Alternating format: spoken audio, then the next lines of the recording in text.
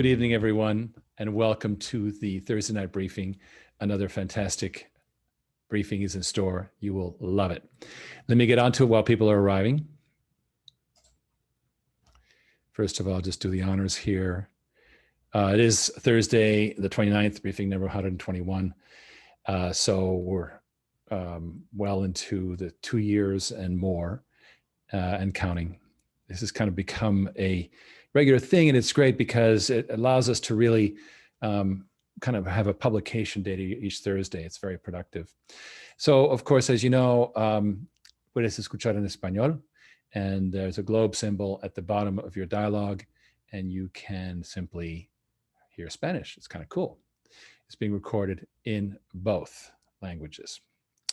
Well, of course, the wonderful Heather is speaking Spanish, and I understand that she understands me all too well, which is a good thing. All right.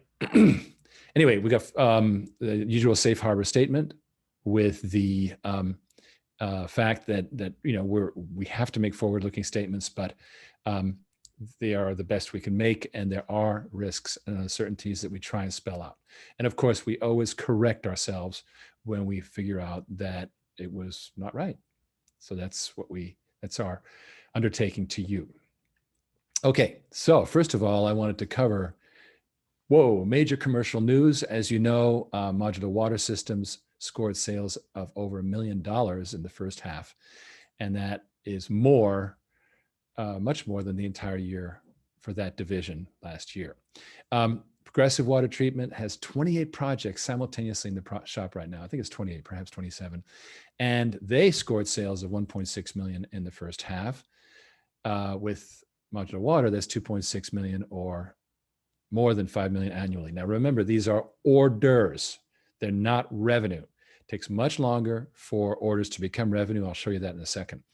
Now, we also received an authorization for expenditure from major power utility just today for projects totaling about $5 million, which is mind-bending because we were competing with major water companies. So that's huge. And POs are expected next month. I'll let you know more. Probably I'll cover in more detail next Thursday, the first Thursday of August. In other words, our core business is on fire, even while we're developing the whole, water on demand, design, build, own, operate, which, by the way, we won't have a report on tonight because Dan Early is on vacation. But it's even while we're building this new capital-based pay-per-gallon model that's so modern, our existing business is doing great. So I'm so proud of the team. Now, I wanted to show you what I mean by time. This is a typical milestone payment schedule.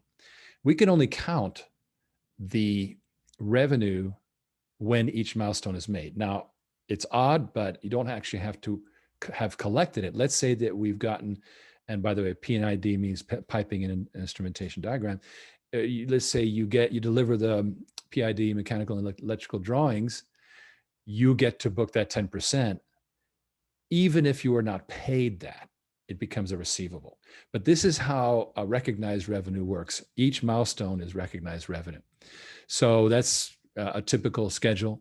It gives you an idea. Now, for a large project like the one I was just talking about, easily a year, $5 million project, no question about that. So just to give you a sense of how it works and how we kind of have to keep adding on in the back because the front is so slow, and the pipeline fills from the back, shall we say. Okay, now, and finally, I wanted to mention real fast that the quarterly filing is about to happen.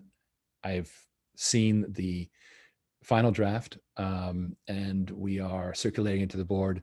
So I can't say it will be tomorrow, but it will be very, very soon. So stay tuned on that.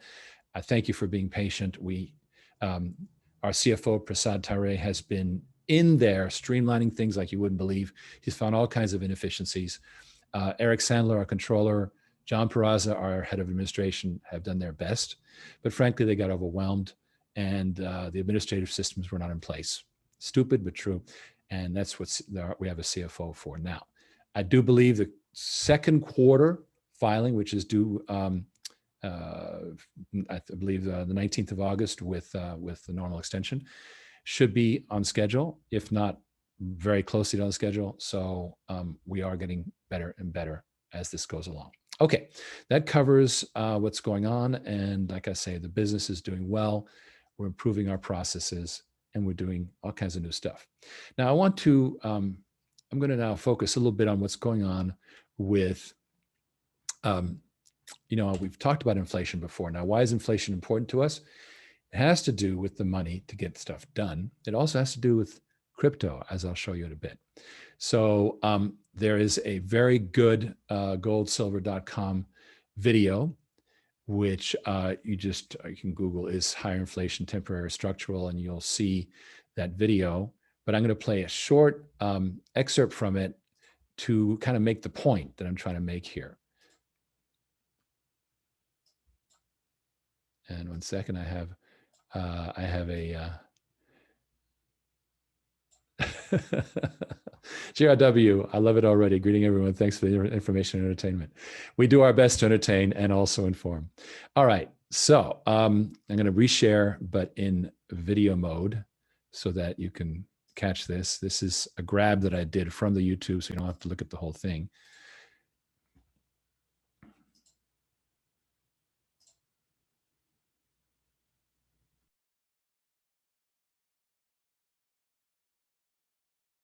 So I think now, as we're seeing the economy kind of weakening, at least for most of the indicators that we watch, I think at some point we will see even more aggressive fiscal policy. I think that big government is back, not only in the US, but all over the world.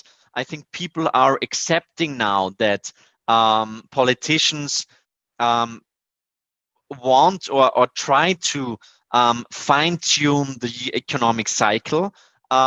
This is well accepted, and I think therefore there will be more packages, more fiscal packages for infrastructure, for a greener economy, for education, whatever. So I think this is really here to stay, and I think the market will still be surprised by the aggressiveness of fiscal policy that will be ahead. Yeah, for our viewers, the difference between, some people haven't really gotten the difference between monetary and fiscal policy. Monetary policy is set by all of the world's central banks, and it's basically how much currency is there going to be and what is the cost of that currency, the interest rate. That's monetary policy. Fiscal policy is what the government does. Are we going to do a bunch of deficit spending? Are we going to take on a bunch more debt? Are we going to pass this bill for roads and this bill for bridges and this bill for schools and this bill for aid to the stimulus checks? All of that's all fiscal policy. And Ronnie, was it? I believe that Chairman Powell made a statement or wrote, I can't remember, saying that the government needs to spend as much as possible, right? Spend all you want. The Federal Reserve will support it. Didn't he put something like that either in writing or in a speech? Yes. Yeah. And that's like, there's going to be inflation. That's what he's saying. And he said I think it was in 2018, and I think this was really one of the most profound statements that any Fed chairman ever made. He said, we would like to smooth out the wild swings of past economic cycles by fine-tuning monetary policy. So I think, it is there is no discussion going on how much the Federal Reserve should influence markets. I think they see it as their job basically to micromanage the economy and the inflation and especially financial markets. And I think everybody is talking about tapering now and the Fed going on a more hawkish path. Although I don't really see that. But I think, we should not forget that probably the most important let's say, invisible voting member in the FOMC is the stock market. So everybody thinks that, okay, at some point we will see some tapering. It will be announced at the Jackson Hole meeting probably. We will see rising interest rates end of 2022 or perhaps slightly later. But as soon as we see some volatility in equity markets, as soon as we see the S&P being down 5 or 10%, they will of course become more hawkish, more dovish again, and they will say, well, we will continue being on this accommodative path, and therefore I think actually the Fed is, I would say, the Federal Reserve is trapped. They're being basically slaves to the bubbles that they blow, and there is no way out. And everybody who thought, okay, Jay Powell is different because he's not an economist, he's not an academic. I think we learned over the last couple of months that it is just more of the same, and that we shouldn't expect anything new coming out of the Federal Reserve. Right. And he's definitely taking a page right out of the Ben Bernanke playbook. Whenever anything happens, the solution is create currency. I want to thank you so much for the time that you've given me. And this interview is going to be continued. There we are. So that it basically says there's not going to be, every time that they try to push interest up, they'll get pushback from the stock market, and it won't happen. Keith Rutten, Riggs, is there any chance that you might run for president of the United States in 2022? No. First of all, that's an off year, so that would be like, forget about it. But let me see. And then, but thank you. Wait a minute. Okay, Robert. Okay, you. All right, Robert's concerned about tradability of shares, and that's entirely related to our filings. And all we need to do is get current. So I covered it earlier in this call, but please send a message to invest@originclear.com. We'll be happy to answer your questions and help you out. And if you're an accredited investor, we can also do things about your cost basis.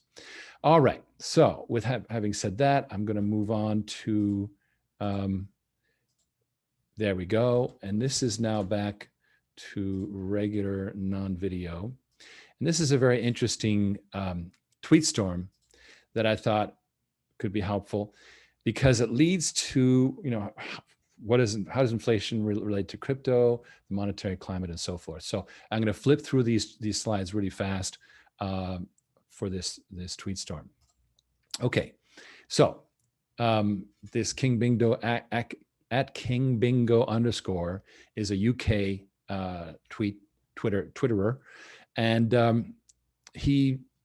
I'm not going to get political about this, but you want to know why the elites have destroyed your lives. Well, there's a story in the Daily Mail which talks about this gentleman who's the Chancellor of the Exchequer, which is the basically like the Secretary of the Treasury, and he wants to replace our cash, British cash, with official digital currency. Okay, so what does that mean? Of course, in the last video, we were listening to how the Fed chairman wants to smooth out the boom and bust. Well, that was tried by Gordon Brown. It does not really work. And each time we have a boom and bust, we come out of it with lower sustainable interest rates. We don't seem to ever get out of that. Of course, 8% on a regular bank street account, a high street bank account. High street means like Park Avenue, top level. And Ray Dalio has a great video about this. I won't get into it, but it's basically a one-way process.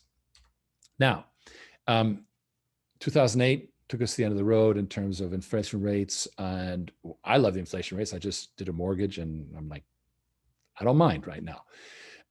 But here's what this K Bingo guy says: an average age of a fiat currency. Fiat means, it's Latin for "let it be so," and that's a paper currency. He says it's only 27 years. Now, the decimalized GFP, what is decimalized? Well, basically the pound used to be 20 shillings or 240 pennies. It was decimalized, meaning it was turned into, pounds and p, 100p per pound. And that's where it is today. Interestingly enough, the decimalization occurred in 71, which also was when the US dollar was taken off the gold standard.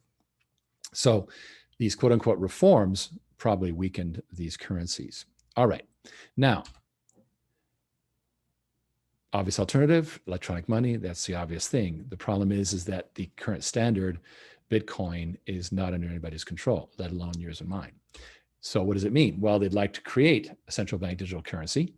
And we don't have a kind of national ID system anywhere, really.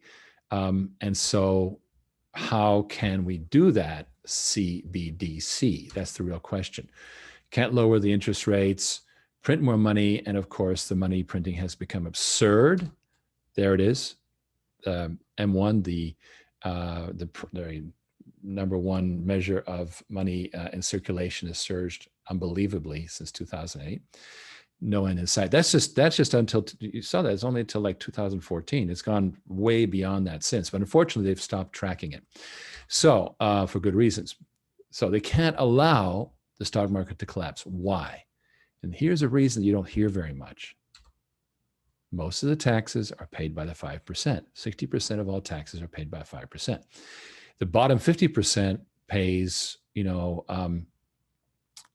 2% of the taxes. So, the people who are at the high end live off of stocks crash, you know what happens. So not a good picture. So if the stock market collapses, so do taxes. But frankly, the government doesn't need taxes. They can just print money, but that's a separate story. Now, you can only prop up the market with printed money for so long. And this, they believed, according to K Bingo, that the next big collapse was going to be their comeuppance, their well-deserved karma. So what's the transition? Logically, it's Bitcoin. Unfortunately, it's stateless, meaning that nobody can control it. The Chinese figured it out, but they have an existing national ID system, and it's completely controlled. So they have to have either a digital ID system and then a CBDC. Now, problem number one, that people are claiming that there's going to be a digital ID system coming out of all this COVID stuff, whatever. But he's not relying on that happening. I'll show you. Is it too late? Well, here's what's going on here. It's moving so fast that, strangely enough, Bitcoin is actually the plan B for Western governments, and I'll show you why. So China's way ahead, banned Bitcoin because, hey, they're set. I don't think they really can, but it makes it very hard for the Chinese to trade Bitcoin. And now they have a huge amount of gold, all that stuff. So China's well prepared because they're centrally controlled. And they've been waiting to get to the end where US dollar fades away, and it's lasted much longer than they expected. Digital money is, their plan is to smash the dominance of the US dollar. And Western elites, this is a very important slide. They want their own CBDC, but they will take the stateless Bitcoin if the only alternative is a China digital yuan as the new global reserve currency. This is why China has banned Bitcoin, but the West don't dare yet. It's their plan B. I think that's a very smart statement, by the way. So where are we going with this? Two futures. One is freedom. The other one is Chinese-style social credit and CBDC in the West as well. Or we could have somewhere in the middle, which is also, I think, the most likely. But existing money system falling apart, West not ready, and so we get this big clash. All right, now, according to K Bingo, if you want to be free, simply you need to slow them down long enough. And here's his thought about, and he says, good luck. So this is it's an interesting time. But in the future, with the CBDC, future Bitcoin won't be worth much at all. But in the Freedom future, it could be worth something like $14 million each. My personal opinion, it'll be somewhere in the middle again. I don't think we'll have a full-on social credit system. I don't think we'll have a full-on Bitcoin system. I think we'll be somewhere in the middle. But it does say that cryptocurrency is emerging as the real game, as literally a major pillar of our future economy. Now, what do consumers say about all this? Turns out that consumers facing inflation, and this is a nationalreview.com June article, as the specter of inflation looms, consumer consider cryptocurrency. There's the link at the bottom. And so what we have is we have a situation where the consumers who, frankly, most consumers were not into crypto. It was a millennial thing and so forth. Well, that's changing. Why? Well, great volatility surrounding cryptocurrency, which actually right now is attractive. People like that something could go up or down 30%. And they actually consider crypto less risky, many do, than the US Treasury. We see that problem in Venezuela. But the writer goes into all the reasons why: lack of ties to world economies, et cetera, security. These are all reasons, and this is why cryptocurrencies have done well. Okay, now demographics are centered mainly around millennials, but it's 18 to 34. But I believe it's broadening. Ken and I are noticing, talking to investors who have an opportunity to get allocations of our crypto in the future, that they're getting it. Older investors are getting it. Crypto's finite supply is also very attractive. Okay, so what is our solution? And that is where I'm going to play again a video that we just created. And so let me just check chats here. All right. I'm glad I was able to help you, Robert. Okay, so here we go. I'm going to turn you on to this video that we made with the excellent help of the man with too many cameras, Stephen Eckleberry.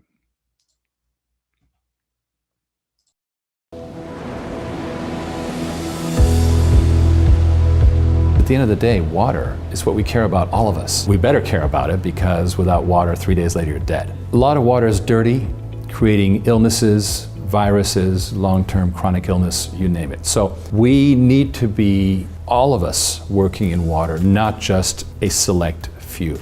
And many, many people feel that way. I get constant emails from people saying, what can you do about water? How can you do things for Flint, Michigan, all these things, right? That is the mission of all of us, is to do something about water. Well, we've come up with an idea to involve everybody and to empower everybody. And it uses this cool new thing called cryptocurrency. Why cryptocurrency? Because crypto has no boundaries. If you have a cryptocurrency network, a grandmother in Korea could have an effect on a mobile home park in Alabama. No boundaries, frictionless, and it really means that everyone could get involved. So what are we talking about here? We are looking at a basic community coin, a water coin, that we've called ClearAqua. People like you and me will notice problems and go, wow, we got to do something about that trailer park in Alabama, right? Let's do something about that. ClearAqua is a representative democracy. You don't want the entire planet to be speaking, kind of overwhelming the system. So there's a very good way that certain very successful cryptos have already adopted, which is a delegate system. These are called delegates or witnesses, and what these people do is, just like the US Congress or the British Parliament, these people represent the membership. And now these delegates, these what we call witnesses, take these concerns and work with the governing body to create proposals. Now, at the same time, you need the money. So where does the money come from? There's a second coin we call $H2O. Now that coin is a purely investment coin. Accredited investors, meaning people who meet a certain threshold of wealth, invest in this coin that then gets put into these water projects that get delivered. These water projects make money, and they return dividends to the same investors in the form of a coin that is really pure money. It is an investment grade token, and that's the other side of it. So we have a two token universe. So on one hand, the water coin for the world, everybody plays with ClearAqua, and it's a consensus coin, and it lets people do something about the state of the water in the world. And then on the other side, the capital for it, which is really unlimited. And in the middle of it, you have the governing body, which is a trustee to make sure it's all done right. Now, this governing body is an interesting thing. It is there to be the trustee for all these projects, and it also licenses some of the best technology so that it can, in turn, make it available for the use of many water companies. So it's not just one water company that's got the dominant thing. Remember, we're talking about the entire planet here. There is no way that one company or even 20 is going to change a $1 trillion water industry in any meaningful way, unless we widely spread the burden, the help, the resources, the investment. So all these things add up to where we're dramatically improving the state of the water by helping businesses cut the cord and doing their own water treatment. I strongly believe in this. Many, many people do, and I'd like you to join us too. Thank you.